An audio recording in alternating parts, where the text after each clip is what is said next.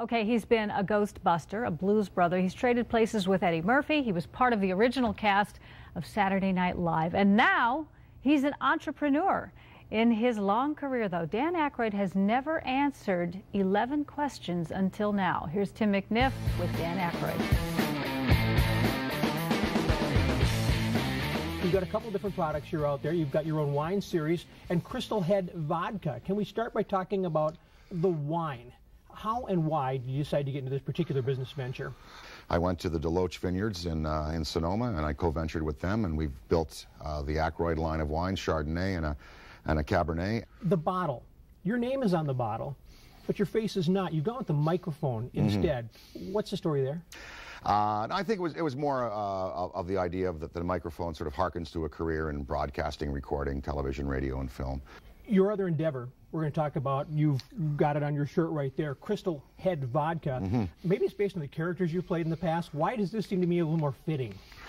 Well, certainly it brings a smile to people's face when we bring out the bottle.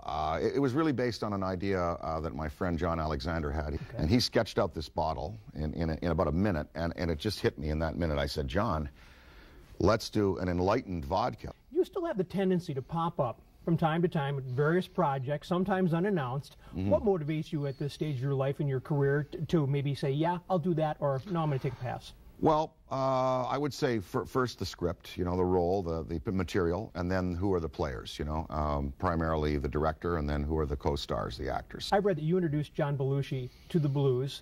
I want to know, where does a kid from Ontario become so knowledgeable to the blues, have that appreciation for the blues, and then go on to write that concept for the movie? Well, John, we met. He came up to recruit for National Lampoon Radio Hour in Toronto in the early '70s. He completely immersed himself into blues and began to research, you know, Fenton Robinson and Magic Sam and all based on that experience with you. Based upon, yeah, he said, I'm going to look into this. We're going to, you know, we concocted the Blues Brothers that night in Toronto.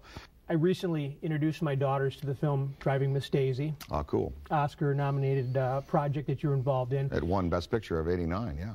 You're acting opposite Jessica Tandy and Morgan Freeman. At that time, when you're in that moment, could you have an appreciation for, A, the sense of the project and the people that you're working with? Oh, absolutely. You know, for me, it was a total learning experience watching these masters at work and you know, trying to live up to their level. If we can for a moment, they take you back to the mid-1970s.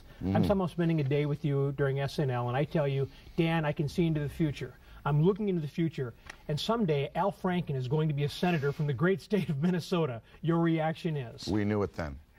Really? Yes, absolutely. We knew that he was going to go eventually, that he would come back to his home state and go into politics. I mean, back in '70, it was just obvious from the very beginning. With Barack Obama's election and this economic crash, there's been a lot of talk about civic duty here in the United States.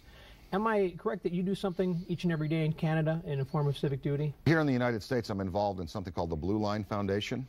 And the idea is to try to get officers and fire and nurses and teachers to come back to New Orleans and move in. If you would throw out, in no particular order, 10 names, maybe like a kind of a top 10 list of the comedians, whether it's stand-up or whether it's performance art, who really just did it or do it for you? Phil Silvers, Desi Arnaz, Stanley Thomas, Lucille Ball, Will Ferrell today, Robin Williams, Chris Rock, Adam Sandler, Kristen Wiig, and Fred Armisen. Of all the entertainment experiences that you've had, if you could go back and just do one of them over again, just say that was so great, I'd like to do that again. I know you got a lot to choose from. What might it be? I would like to go back and relive the moment that I jammed with Eric Clapton at Wembley Stadium in England. You've been a notable pitch man for Saturday Night Live. You created many, many memorable characters. Anyone who saw the Bassomatic is never going to forget that. Any chance you could channel the Bassomatic guy to pitch Crystal Head Vodka? Yeah, we could try that. This is Dan Aykroyd for Crystal Head Vodka. The vodka with no fusel oils, no citrus, no glycol, no oils at all. It is the purest vodka on the planet. Try it, it comes in a glass skull. Aykroyd, you know, there's only so much you can fit in this newscast. 11 questions can go on for quite some time. So if you want to hear Tim's entire interview with Dan Aykroyd, head to the website, go to KARE11.com and click on Sunrise.